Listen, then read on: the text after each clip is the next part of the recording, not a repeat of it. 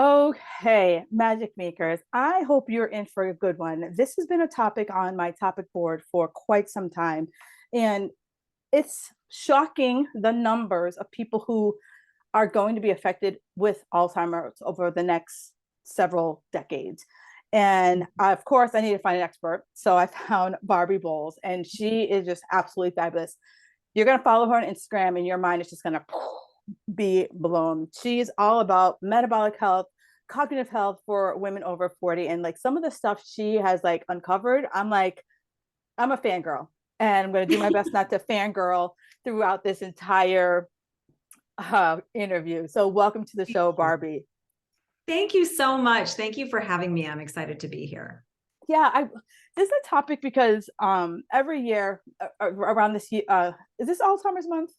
I think it's Alzheimer's month. This is Alzheimer's and Brain Health Month, and then November is also Yes. Alzheimer's So awareness. every year on the summer solstice, a good friend of ours, he lost his wife to early onset Alzheimer's.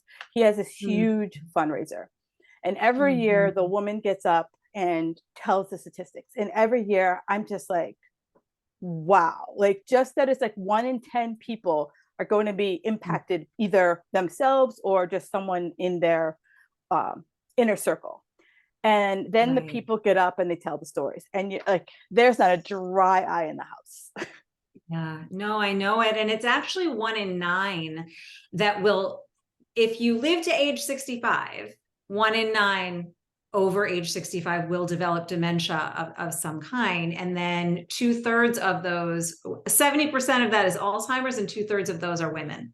So Yeah. it's a tremendous number. And that number is expected to triple in the next 25 years. Yeah. And it just like that whole thing just blows my mind, right? Because you think about like most people think about when you age, heart attack, cancer, those are the things that come to your mind.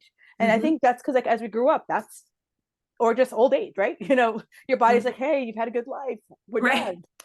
And it wasn't until probably in the last 20 years that you started to hear more and more people are either diagnosed with Alzheimer's, but it was mostly like your grandparents, right? Or they were senile, right? And you just kind of like chalked it off as like, hey, they're in their 80s now. Like, yeah, they had to think too much.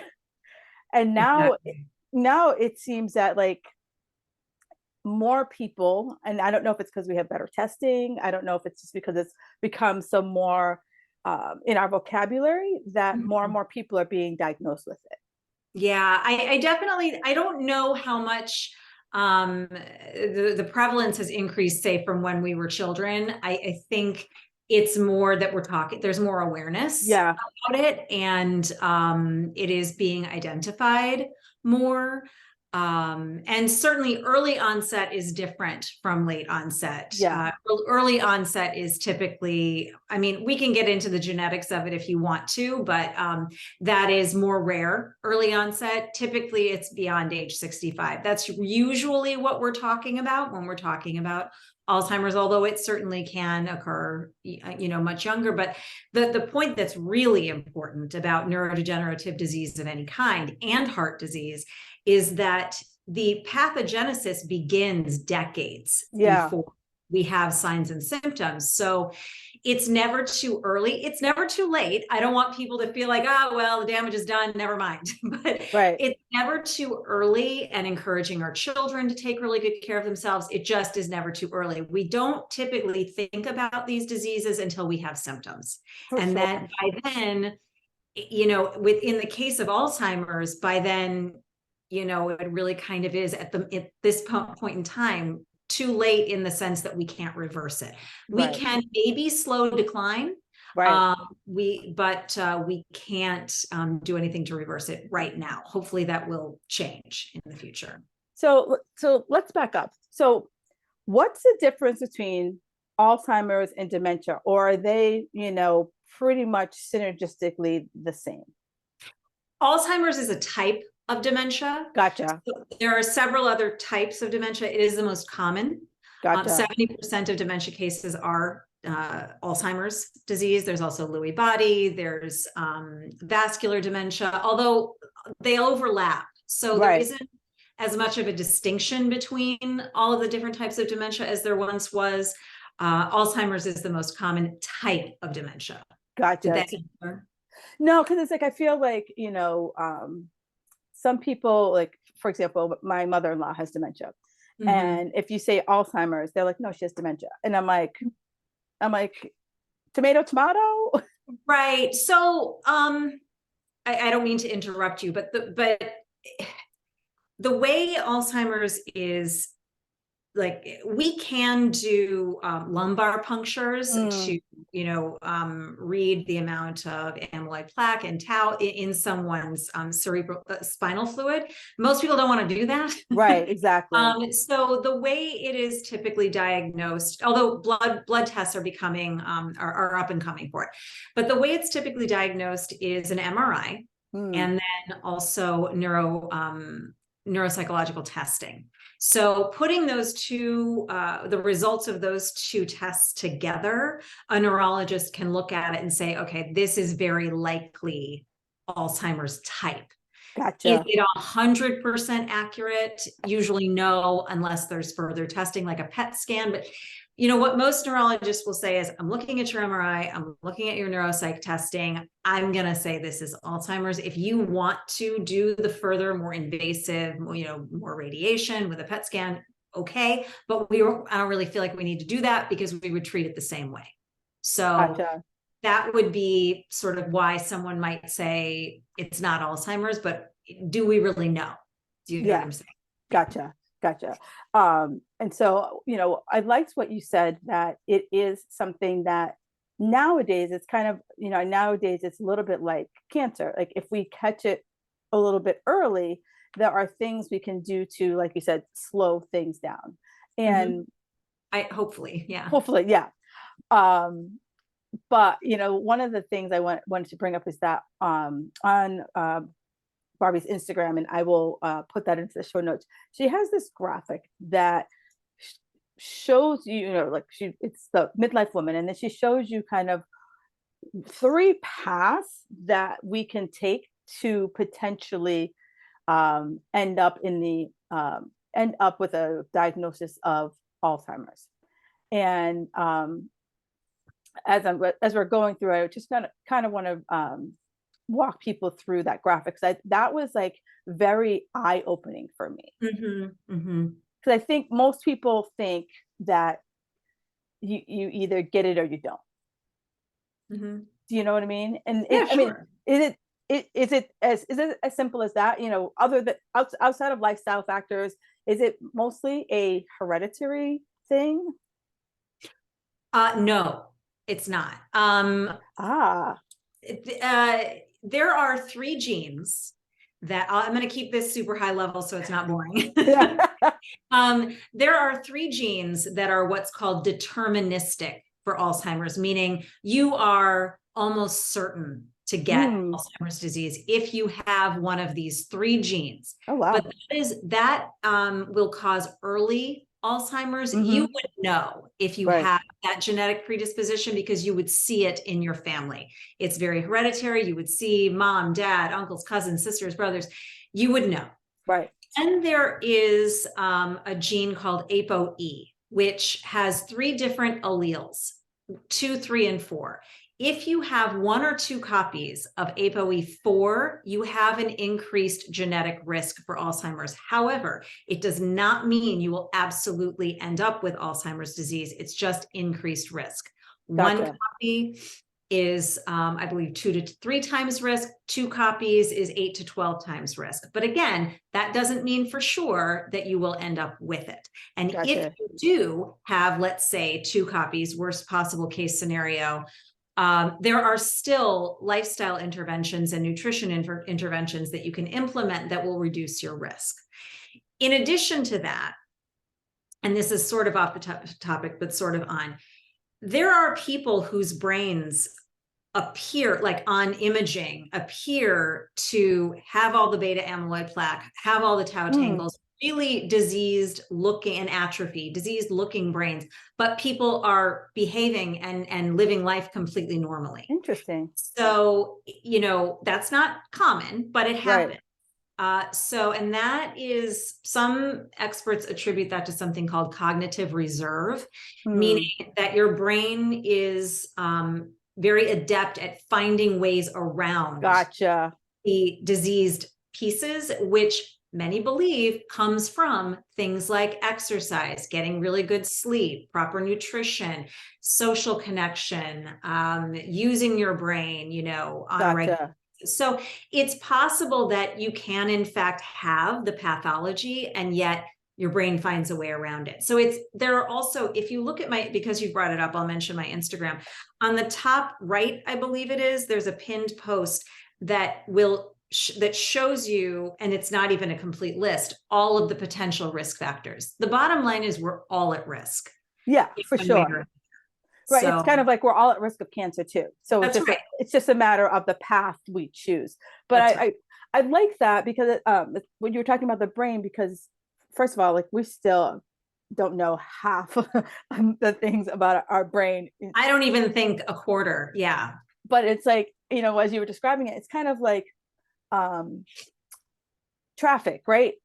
Some of us are really savvy at like doing all the back road things to get to the same place, where other people are like, nope, gotta take this is the path, right? And if there's a roadblock, I'm just gonna sit here all day. Yeah, exactly. So I think that it all it boils down to your resilience, and that's one of the things that I was reading during my reading, was that it comes down to resilience for everything that we do in our life. And it's being able to be that adaptable in your life. We're going to talk lifestyle matters and all of that, but just the adaptability that, like, do you believe that this is just how your life is, or are you willing to be a little savvy? Yeah.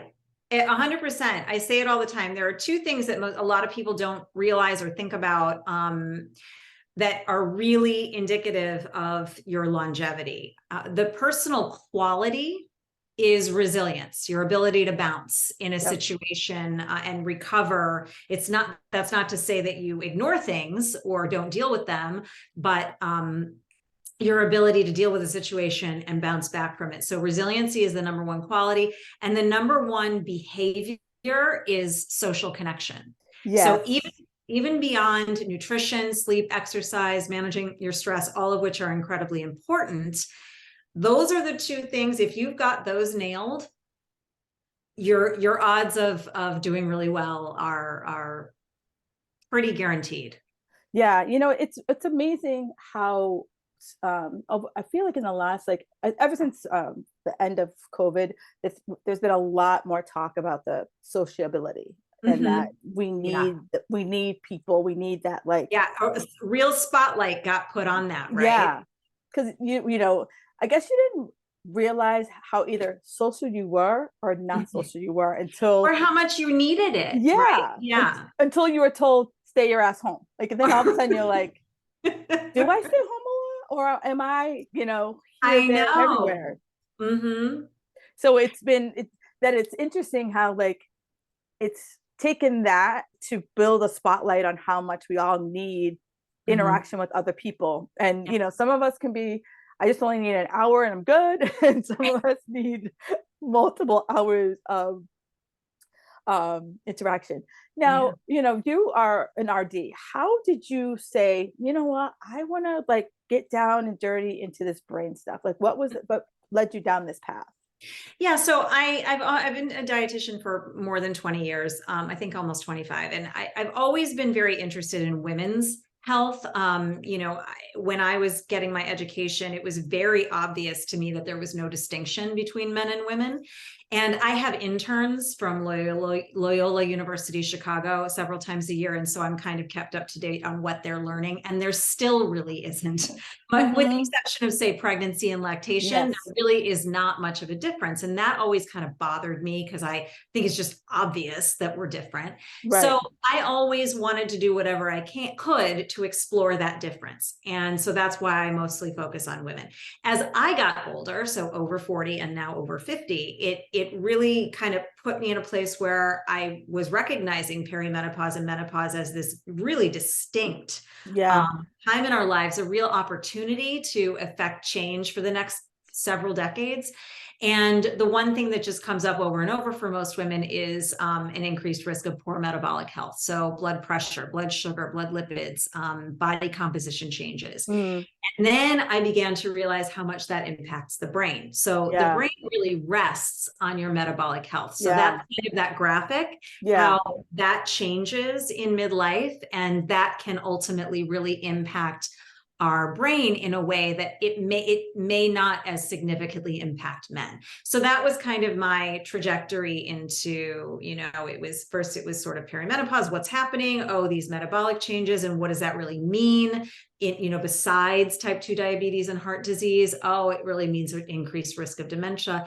Then, in addition to that, my mother has Alzheimer's. So it all just kind of came together to really make sure I was talking. I've always been interested, but I wanted to really make sure, because I have to tell you, I say this all the time. If I didn't do this for a living, I would not know. No, that and this is not discussed, right? No, and it's funny because it's like, I feel like, when I first was going through menopause, I had no idea like what was going on, because like it was taboo. You didn't talk about it. Right. And now I feel like menopause is having this moment, and it should. And so many people, just like you, were like, what? That is it too. And you were just like, yep. And you're like, it's 10 years. Most people were like, it's a year without your period. Right. No. No. A lot going on. Right. And so like, as you I'm like unpacking and uncovering. And then as far as like when I saw that graphic, it was just such a moment, because there's little things that like contribute to everything. It was kind of like, the knee bone's connected to the hip bone kind of thing for me. And now I feel like menopause is having this thing, and now I feel like because we are making so many links, that memory stuff might be starting to have a moment as well. Yeah, hopefully. And I think it is. I mean, more and more, and maybe it's just because of the space that I'm in, but more and more I am seeing more funding going to research targeting menopause and what happens, and the metabolic piece and the brain health piece. And so hopefully, in 10 years, hopefully by the time we are our mother's ages, there will be a lot more that can be done. And certainly for our children. That's my hope. Well, the interesting thing that I was reading was that, so let's call it the first wave. The first wave of memory challenges, they weren't the working women. Now the next wave coming up are our parents who worked outside of the home, higher chance of having a college degree. So it's kind of like, what is it going to be a later shift for them? What are going to be the changes that we see from that first, the baby boomer generation to this generation? Right. Yeah. I mean, certainly each generation has different and interesting challenges that clearly affect their midlife and beyond. Yeah. I mean, again, kind of off the topic, but I don't know whether to be concerned or happy about what goes on with the younger, like my children's generation, with all that, like, I mean, just second sound bites is all they can pay attention to.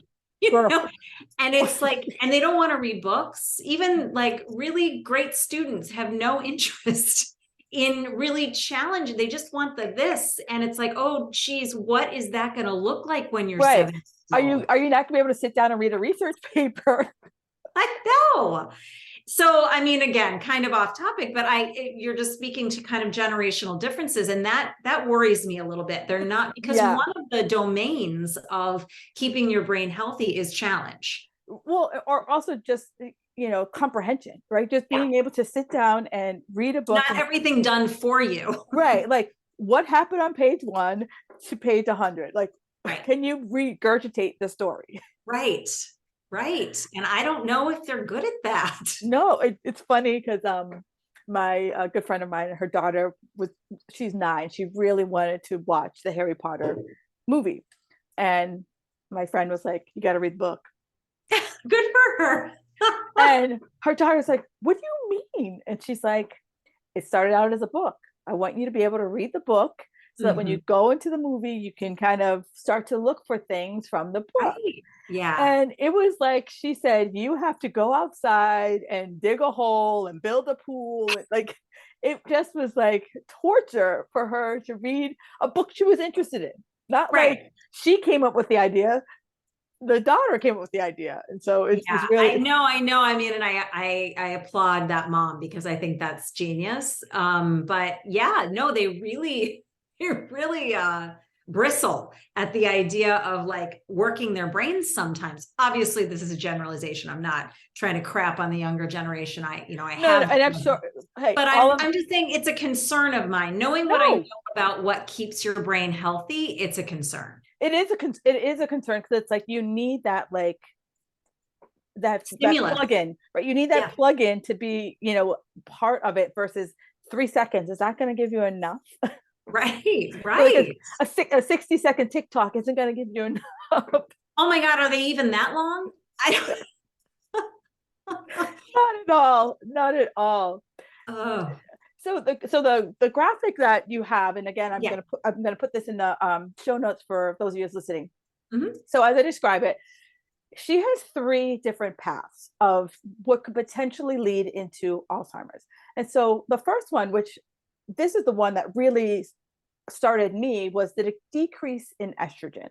Because all of us, most people know, like, okay, I'm going through menopause, estrogen, progesterone is getting a little buck wild. But we never realize, or at least I know I never realized, all of the things that estrogen does in my body.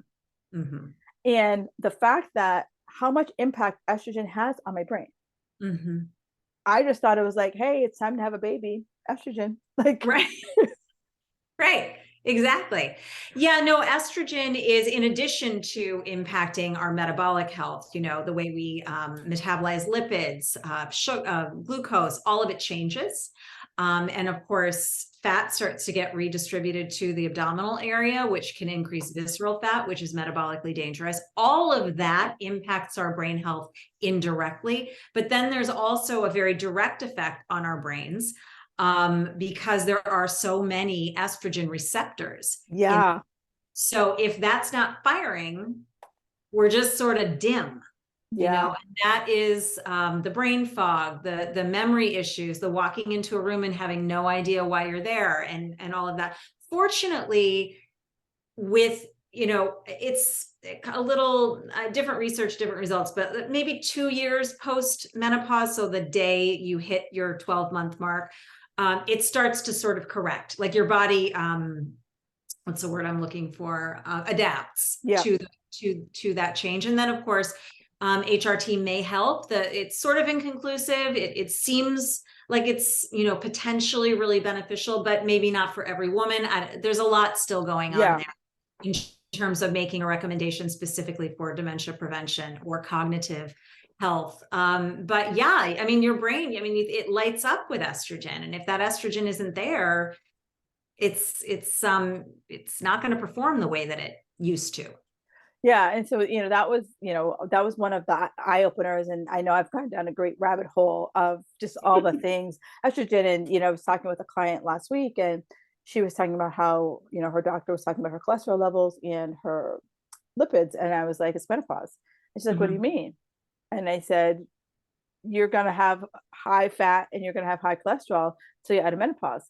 And she's like, well, what do I eat? I was like, it's natural. Like, there's like, it's not because you're eating too many eggs or beef. But I'm like, until everything evens itself out, like, it's got to run its course. And she's like, why did my doctor tell me this? I'm like, most doctors don't know. Yeah, no, they don't. And it's surprising that they don't, or if they do, they're not talking about it. I don't know, but I mean, so many of my clients, this is largely why women come to me, is the increase in abdominal fat, the recently diagnosed high blood pressure, elevated cholesterol, triglycerides, or HbA1c. It's just kind of new. They've always been healthy. That's my typical client. Obviously, there are people who are dealing with that stuff from like 20 and beyond, but my typical client is someone for whom this is recent. And it has to do with the perimenopausal transition. And so, you know, we just target it with nutrition and lifestyle the way that we can. And obviously working with their doctor if medication is necessary. But yeah, it's not, I mean, this is what I mean about if I didn't do this for a living, I wouldn't know. And Right. I regularly go to the doctor but these things are not discussed. Like, this is something to expect. We want to treat it. We want to manage it. This is how you do it. And, you know, because we don't want to ignore these things, Right. even though it is a normal occurrence, or I should say natural occurrence. I don't know that we want to normalize it in the sense that we say, oh, well, it's menopause, I'm not going to worry about it. We do want to pay attention if our HDL is elevated. That's directly causative of atherosclerosis. We do want to pay attention if our blood pressure is elevated. That's a really significant risk factor for dementia. So, and I mean, type 2 diabetes, that is also a very strong risk factor. So we want to pay attention to these things, but I think as women enter perimenopause, certainly when they're in the thick of it, maybe 45, 48, really start getting on top of these numbers, know what they mean. We have a responsibility too, you know, in the doctor's office to know, what do these metrics of my metabolic health actually mean? So that if something is prescribed, we're empowered to say, is this appropriate? You know, what do I really need? Maybe get a second opinion. This is a really important transitional time in our lives. And I think we need to take ownership of it and feel empowered so that we can be 60, 70, 80, 90 and still, you know, killing it. Yeah. And it's funny because when she said, well, what I do, and I said, honestly, I'm like, I would take a look at your labs for the last year and let's just see, like, is it ridiculous or is it just elevated? Because I'm like, if it's just elevated, then we're going to keep your eye on it and, you know, talk to your doctor about your concerns. But like, hey, it's elevated, and ask when you should panic, or can we get a retest in 6 months just to see if it's, you know, if it's staying the same, it's elevated, but it's not getting too crazy. Yes. And, you know, I think the other message that needs to be sent, because so many women come to me like almost in tears, feeling bad. I thought I was doing everything right. What is going on? What do I do now? Do I have to, I mean, like, starve myself and start exercising constantly?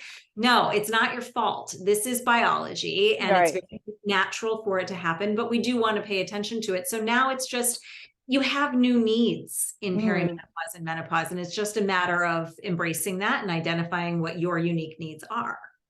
You know, and it's funny that you say that, because I feel like so many women, we get caught in that diet rut, right? Let's like, I've been dieting the same way for X number of years. I'm just going to pull it right off the shelf and go back to page 10 and rinse and repeat. And then you're like, I still have this, like, if nothing changed here. And you're like, okay, here's the other diet book. I'm going to pull that one off the shelf and rinse and repeat. And, you know, for so many of us, we haven't learned that it's time to like get a new, like, erase everything that we ever thought about dieting and start anew. Absolutely. You have different needs now. First of all, did that stuff ever work to begin with? It worked for 5 minutes. Right. I mean, if it's not, you know, it's so funny because it just brings me to, I'm not laughing at my clients, I'm laughing with them when they come to me and they say, you know, I used to do XYZ diet, you know, just think of any branded diet you can possibly, and it really worked. But, you know, then I gained back all the weight or whatever. I'm like, then it didn't work. You know, it was effective for weight loss. It wasn't an effective strategy for you for the rest of your life. That's the definition of working. So we should never feel like we failed. It just wasn't the right option for us. And now we even have new needs that we need to examine and get familiar with. And dieting per se is rarely a part of what's really effective. Like, it's more about including foods that are going to be really beneficial for your metabolic health and your brain, as opposed to all of this restriction that, you know, most of us were obsessed with growing up. Well, you know, I always say people, you know, women in their, like, you know, late 30s and forward, we were the poster child for diet culture. We were on the bleeding edge of every other week there was some new diet, some celebrity in a magazine saying I eat 3 grapes in a week then, and that's how I get my physique. Right. And now it's fasting and bone broth. I mean, it's never going to end. No, it's never, it is never gonna end. And so I really like that, so if I going back to the graphic, so the first part was estrogen, and the second part was belly fat. And again, that's, another natural cause from our hormones getting wonky. But the other big thing that I'm seeing all over is this word insulin resistance, right? It's like, it's on an infomercial that like pops on like every 5 minutes, and it's like, you have insulin resistance. And I don't think many people like understand that they eat their way into it, that it's not a like one day your pancreas is like, I'm done. Like, right. Right, exactly. And that's why, and just hopefully this is just a sort of helpful piece of information, in addition to, because most of us, when we go to the doctor every year, we get blood work done, and I mean, it's very standard to get at least fasting glucose, right? That number that just tells us exactly what our blood sugar was doing from at the moment that they put the needle in our arm. Then there's HbA1c, which is a 3-month average of what our blood sugar has been doing. So we want to be sure we get that too, so that we know over the last 3 months, what have we been averaging. But in addition to that, fasting insulin, because your insulin can be high before your blood sugar or HbA1c look different or out of normal range. Because if your insulin is working overtime to try to keep the glucose in control, you might not see a change in your glucose for some time. But if you have elevated insulin, that is an indication that you are insulin resistant or headed that way. In addition, high triglycerides are another marker that your body is starting to struggle. So, paying attention to triglycerides and adding fasting insulin can give you early indication of, is my body starting to have a hard time handling the food that I'm giving it? And so through insulin resistance, is it that there's too much sugar that's potentially going to my brain causing plaque? Is that one of the reasons why it leads to Alzheimer's? Like, or they still haven't been able to? Right. It's honestly way more complicated, and not even completely understood. It's definitely known there is a strong link between insulin resistance and even if it never progresses to type 2 diabetes, there's a very strong link between insulin resistance, type 2 diabetes, prediabetes, and Alzheimer's disease or neurodegenerative disease. The exact pathway is not totally understood. It is demonstrated that in Alzheimer's brains, there is a dysregulation in glucose efficiency. So the brain, and glucose is the brain's #1 source of energy, and the brain is just not using it properly. Why that is not completely understood. Some people think it's partly the breakdown of the blood-brain barrier, which is the kind of the encasement that surrounds our brain that keeps bad things out and lets in the things that are needed. In Alzheimer's, the blood-brain barrier, which is highly vascular, breaks down. And so things are getting in and things are, getting out that aren't supposed to. So that's part of it, but it's not 100% understood. It's just very clear that there is a link. Gotcha. And then the last one, and this is one that, I will keep talking to my clients about until I can't talk anymore. Stress. Right. Yeah. Oh, yeah. And, I've had several shows about stress, and so many people discount it. This is just how my life is. I'm not really stressed. And when you start asking questions, like the stress barometer balloons start popping out of the box. Right. There are some people for whom it's their normal. Yeah. I lived that way for many years. I mean, there are so many women who are constantly living in survival mode. Oh God, yeah. So that they don't really even realize it. And, especially if you've had, again, not to get too off topic, but especially if you've had a traumatic childhood, it can always feel normal to you Or if you are a single parent with 2 jobs, it's just what you do. It's just what you have to do. It's how you have to function. Never mind, it's fine. Right. We really want to do everything we can to pay attention to our stress level, because emotional and mental stress manifest physically 100% of the time. Yeah. It will, I mean, it's chemical. It's a chemical reaction. There's no separate, one of the reasons that, one of the things that's unfortunate, I have nothing but respect for Western medicine. It saves lives literally every minute of every day. But there was an unfortunate transition in Western medicine that really disassociated the mind from the body. And that's unfortunate, because we stopped appreciating how the mind and body interact with one another. And so we don't understand the impact of stress. I think we lost decades of healing and understanding how stress interacts with the body, because we just ignored it. Oh, those are just your thoughts. They don't matter. They matter a lot. And stress, it has been shown, and probably due to cortisol, but probably other more complicated reactions, stress actually atrophies the brain. It actually shrinks brain tissue. So particularly in the hippocampus. And if you think about it, anybody who has ever been, has an, anxiety issues, or even just goes through a period of life where, there's a lot of anxiety. If you think about, you can't remember what you did 5 minutes ago. When you're experiencing a lot of anxiety. And that's just a real indication. And that's acute. That's just in one experience of anxiety. Imagine if you are an anxious person all of the time. That is really impacting your brain. Yeah. So it's definitely something we want to gain skills. Everybody has stress. There isn't a lot we can do about it. We want to gain the skills to deal with it appropriately. Yeah. And, and the other part, I feel like sleep and stress go hand in hand, because it's like, if I'm laying there and like the thoughts are just like coming and coming and coming, it's really challenging to get through sleep. And if I'm in my perimenopause and my hormones are not exactly, it's just like the perfect storm. Yeah. It's the perfect storm. And I feel like for many people, and I know when you're like, stop being stressed and just go to sleep, everyone's just like, girl, if it was just that easy. Right.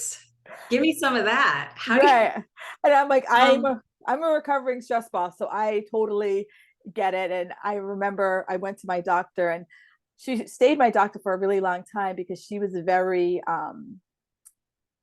holistic. And I was having headaches. My stomach was a hot mess. And I just was like, she's going to give me a prescription. It's all going to go away. Right. Her prescription was read the book, Don't Sweat the Small Stuff, and Chicken Soup for the Soul, and do yoga. I remember driving home, I was so pissed. I was just like, the hell? She's right though.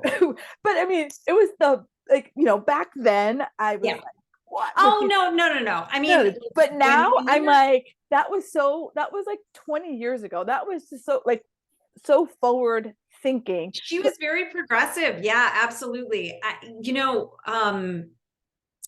When you are stressed, that's the last thing you want to hear. You want an instant fix. And unfortunately, when it comes to stress, it doesn't work like that. Right. I wanted the magic wand.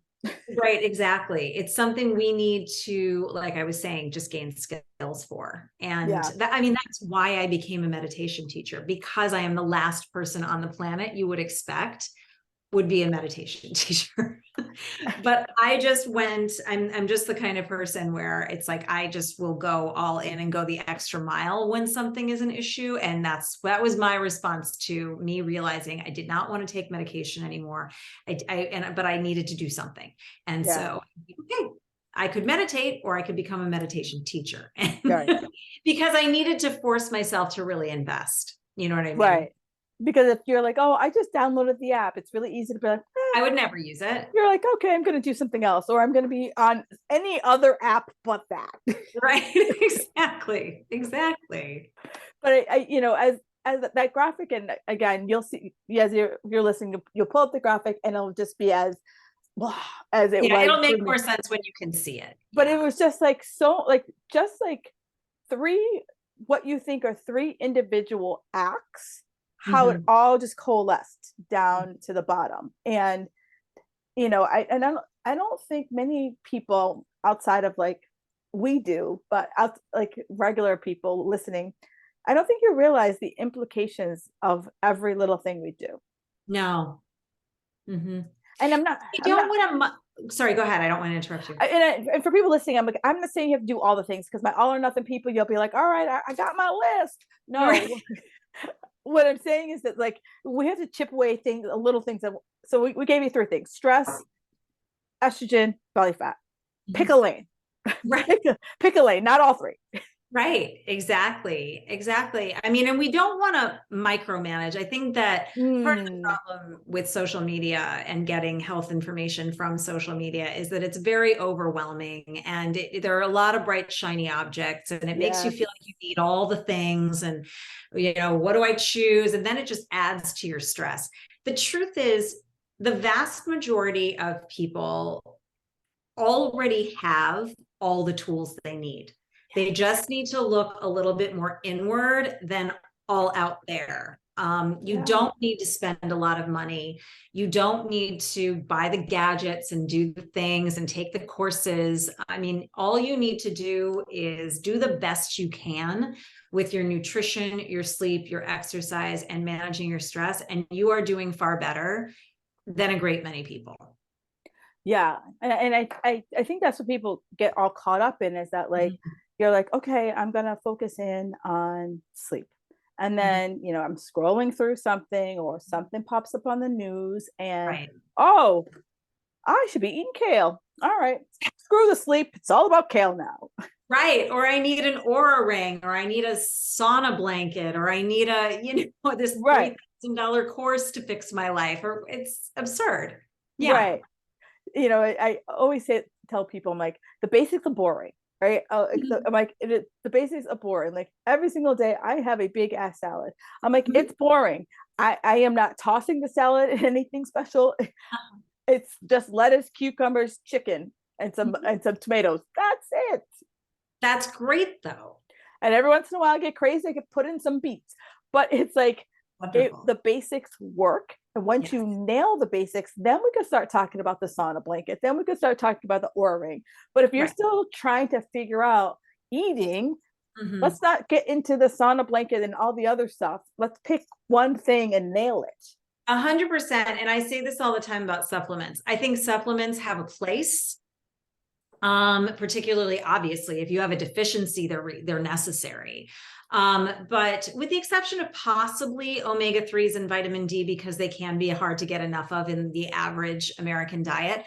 I mean, all these crazy supplements and greens powders and all of this, it's like, just hold on, pull it back, and let's look at what you're actually eating and what can Mm. you do more of with your actual nutrition, as opposed to spending all this money on all these supplements that may or may not have any impact whatsoever. It's so funny. I'm that we never talked. For those of you guys listening, we didn't have a pre-conversation. She said that, and I was like, oh my God, I am always like, supplements are supplements. Right, That's it. right. They do not replace anything. Like if you are eating like shit, I don't care how many supplements you eat, you're eating like Absolutely. shit. So let's start Yes. with like something that you can pick off a tree, dig out of the ground, or get out of the sea, Mhm. and then let's talk supplements. Yes, they're meant to, I mean, supplement, that's the word. I mean, that's the definition of the word. It's a complement. It's meant to fill in gaps. It's not meant to be your main source of nutrition. And I think a lot of people make that mistake. And so we need to pull back and look at what we're actually eating, do the best we can there, and then talk about potentially layering on, a layer of optimization to that. But it should not be the foundation of your nutrition. Right. Exactly. So such a great this has been such a great call, and I'm so glad. we've hit on so many topics that I think as the listener, I think we've kind of unhinged two things: brain health and metabolic health. And that's the Mhm. two things that you will definitely follow Barbie, because she what I like about her, she's not a fear monger. She's just like, here's some information I think you should know. And that's how I approach all the health things that I follow on social media. It's like, hey, here's a study. Here's my take on it. Read it. Here's the PubMed link. Read it for yourself. And, I like that because it's like, you've gave me the little like TED talk, and now I'm like, I'm going to go in and form my own opinion. Right. I love that you said that, because I think what's really important is, and if you want, I can give you a few accounts that I think would be really great for people to follow when it comes to nutrition, who are extremely evidence-based and really cut to the point. But just of note, just as kind of like a way to identify a red flag immediately when it comes to these accounts, is that real experts in nutrition don't speak in absolutes. Yes. We talk about things that are associated with, correlated with, linked to, may cause. It is almost never, this is what you do, this is why you do it, never eat this, always eat this, because that's just not true. Right. And so that's one way to very quickly identify. And if they're shirtless walking around in a grocery store, like just or shoeless and they look dirty. Right, exactly. That's just an immediate way to identify, am I getting high quality information? Because these people even reference studies, but they're talking about mechanisms and things that don't translate from a petri dish into the human body. So just be careful there. There is nothing that is certain, and you are a unique person with unique physiology. No one thing is right for any two people. And I know my clients get so mad. I'm like, well, it depends. It depends. And I'm like, I know you don't want to hear that. Like, I go, but it's like, did you get a good night's sleep last night? Do you have your period? Like, give me some background matter. And I can give you a little bit less of a depends, but 9 times out of 10, it depends. It depends. It's nuanced. No two people are alike. There are no hard answers. And until there are, and there probably never will be, because nutrition in particular, health in general, are notoriously challenging areas of study, because there are so many confounding factors. You can't lock people in a building with a controlled atmosphere for 20 years and see what happens when they eat. There are lots of things that happen when these studies are done that just mess up the results. So we have associations, things we think are linked to other things. But not that there isn't great information out there, but just be careful, especially about people who are just like, never eat this. This is toxic. Anybody who uses the word toxic, be careful when it comes to food. Right. Other than you shouldn't drink bleach. Yes, that is definitely that's toxic. That is indeed toxic. Yes. but yeah, I love people who, it depends. And, I get frustrated too, because sometimes you just want the black and white answer. And sometimes you're going down the Google rabbit hole and you're like, I just want I just want a solid answer. And sometimes it's split 50-50. Yeah. And a lot of the time it's split 50-50. And it's just, you kind of have to go through gut, like, all right, I'm going to experiment and see how it works for me. We talked about intermittent fasting, and like right now that's the big thing. And I always tell people, I was like, well, I'm like, it depends. I'm like, on how it works for you. Like some people, it's very triggering. And some people, they find it like freeing. And I know I did it because I used to eat too much, and it was freeing for me to break up with eating too quickly. But I don't do it every day. It was just a tool to get me through something. Right. And now I'm through it. Right. Yeah. I do think that if you can take, we're talking about stress reduction and stress being impactful on the brain. And I think that we will discover over the next maybe 10, 20 years, just how damaging all of the time that we spend on social media. Oh God. I do think that if you can take regular breaks, I really do think that is of great benefit.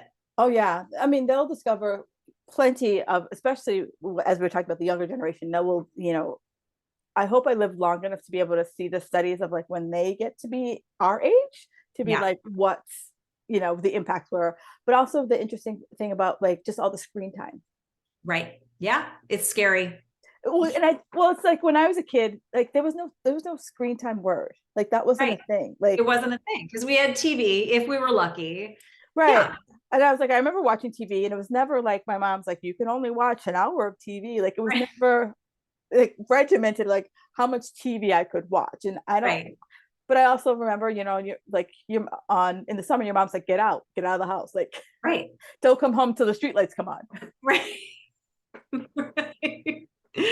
Right. I know. And Oh. nowadays, if you ever said to your kids, get out and don't come home to the streetlights, they'd be like, what do you do Right. outside? Well, and most of us would be uncomfortable with that. Like, do we Right. have a GPS? Like, can we see exactly? I know what I mean. We were like off the grid. Like if I I know left my house, I was where we gone were. until I came home. Yes. You didn't know Yeah. where the hell I was. I know. I know. It's crazy how different it is. It's so different. Like whenever I see like a kid by themselves, I'm like, where's an adult? Where's the parent? Right. Where if you saw it, how many places did I go by myself as like I was 10 and just out? Right. I know. I know. It's nuts. It really will be interesting to see how this next generation parents their children. Oh Like God, if yeah. there's always a backlash, Yeah. right?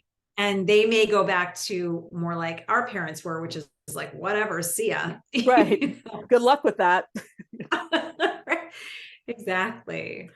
So, Barbie, I want to thank you so much for taking the time to speak with me. Yes. And I asked you in the beginning, and I'm going to ask you now that I've pressed the record button. I Uh-huh. always ask my guests, what's one thing that makes you feel magical? Yes. And so I feel like when my children, I have a 20-year-old son and a 15-year-old son, and when we are together and laughing together, 100%, that makes me feel magical. Oh, I love that. That happens frequently. So I'm really happy about that. But, if it's a solo thing, the beach. Oh, yeah. If I'm on the beach, too. I'm Yeah. Yeah. Toes in the sand. I am happy as a clam. Yes. And so where can people find you on the socials? Yeah, so I'm only on Instagram. Okay. And it is at the cognition dietitian, and there are underscores between the words. So it's the underscore cognition underscore dietitian. And then also my website, which is barbieboules.com. And I will link all of this in the show notes. And then you mentioned there's a couple of other accounts that you like to follow. Yeah, I will email them to you. Perfect. Does that work? That works. I'll send you a little list of about 10 accounts, or 8 or 10 accounts that I think are really valuable, particularly for nutrition. They do something that I don't have the patience for, which is they're all on TikTok too. So they will stitch, with TikToks that are just that and kind of outline why, and they're very evidence-based and very, very helpful accounts. So you can put those in the show notes. I'll email them to you as soon as we're done. Perfect. But yeah, I love those little stitch things where they're like, okay, here's the research and this is what my interpretation of it. Go read it and figure it out yourself. And I love all that stuff. That's like, sometimes you just get this, you read it and sometimes just a little too heady. Yeah. Oh yeah. A little. Yeah. Very much so. And then it's difficult to interpret a lot. I mean, I'm not a PhD, and that's what all these people are. And that is what getting a PhD teaches you, to read. Right. And so I'm pretty adept at this point, but there are things I miss sometimes, I wasn't thinking about, that totally confounding everything I'm reading. And so, or it's only 3 people, or, you know what I mean? So there are lots of differences that can be made, and they are so good at calling it out. Yeah. And I also love it when they like the research, like, I think it was like 2 or 3 months ago, there was this big hullabaloo about Splenda. And this one person was like, it's the devil. And then I'm sure on your list is the guy BioLane. Yeah. Okay. So I love when he has a way of like just smacking you down. He's sort of the daddy of all of it. And then there are sort of younger PhDs who do a very similar thing with their own style. Yeah. Yeah. And he was just like, lady, like, come on. And he just like went through the research. He's like, what about this? And what about this? And what about this? And I'm like, Yes, this is like what people need, because it's like that's going to be on the 7 o'clock news, and then and that is, yes, and that is the frustrating piece, because something that you need to remember too, as far as the media is concerned, I mean, we think what's the news? It's, the news. it's the news, right? Trust it as a reliable source. But the news media is interested in headlines. They're interested in getting your attention. They don't really care about getting called out for inaccuracies when it comes to that kind of thing. So don't get, if you want to start by, oh, the news said this, and this is how they kind of framed it, and this is the narrative around it, but I'm going to look into it a little bit further. If it matters to you, if you're not a person who uses artificial sweeteners, who cares to ignore it? But if it's something that you use and you are interested in, it's worth exploring on a different level from really reliable sources. Yeah. Because I mean, the news is like, at 7, we're going to say stevia kills kids. And then it's like, oh, I got to tune in. And like, that's all they want. They just want your eyeballs. That is all they want. And we need to remember that. Yeah. So thank you so much for taking the time. This was just better than I expected. I'm so glad. Yes, I had so much fun talking to you. Thank you. Yes, and I always take notes whenever I learned so many little note things. So I hope everyone who's listening has taken notes as well. Definitely follow Barbie. Like, she just makes it very simple. Like, this is very heady, but it's very simple and very like, do this. I get the compliment practical a lot, which I love, because I mean, that's what I want. I don't want to be complicated, or, I want it to be usable immediately. We've all done complicated, and we all know how that worked out for us. Right. Exactly. So thank you so much. And when this is all ready, I will send it all out to you. Yay. I'm so excited. Thank you so much. I really appreciate this. A great conversation. Perfect. All right, guys, make sure you follow her, and and if anything you want, just do us a favor, screenshot this and tag us and ask the question. We love answering any questions that you might have. Absolutely.